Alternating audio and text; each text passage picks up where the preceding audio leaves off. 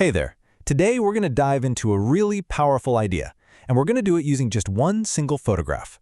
How we can breathe life and friendship into the simplest of objects. Let's get into it. Just take a look at this. At a quick glance, you might think it's kind of simple, right? Maybe even a little funny.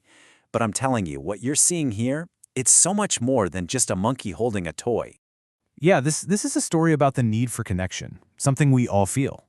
It's about how when there isn't a living, breathing companion around, we have this amazing ability to, well, to animate an object, to turn it into a friend.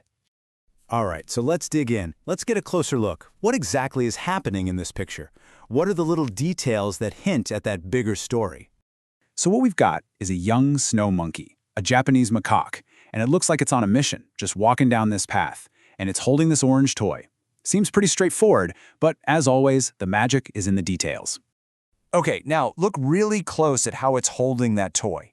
See that? It's not just, dangling it from its hand. Its arm is wrapped tightly around it, holding it super close. That's not just about carrying something, that's an embrace. It's about protection, it's about real attachment. And hey, the toy itself, it's got a story to tell. Look at it. It's not some brand new thing. It's matted. It's worn. It's clearly been dragged around for a while. This isn't just a new fad for the monkey. This is a long-term buddy.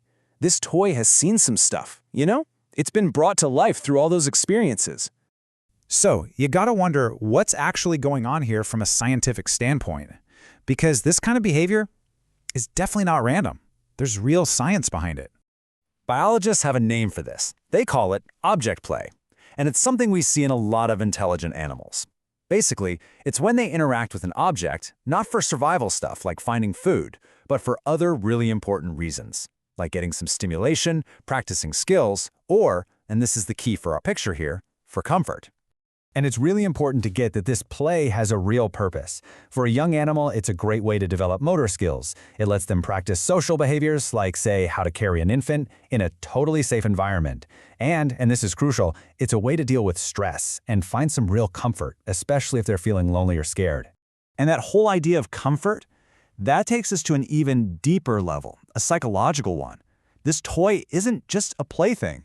It's actually filling a pretty big emotional role. This is what's known as a social surrogate. It's basically a substitute for a social bond.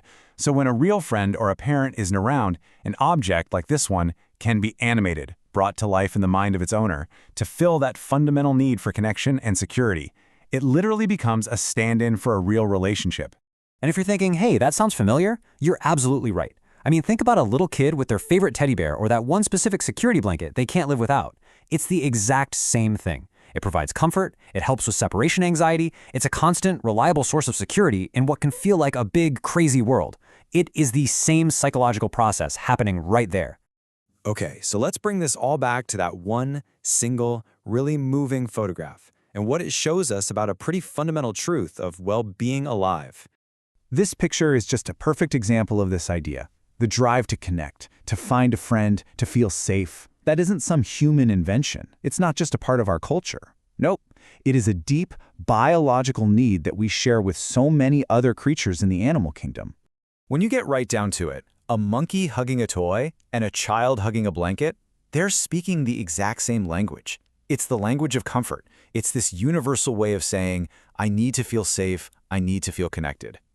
And that really leaves us with something to think about, right? When you see this monkey bring its little companion to life, pouring so much affection into something that's just stuff, it really makes you think. It's this powerful reminder of just how deep our own need for connection runs, not just with other people, but with the whole world around us. So what else in our lives are we bringing to life?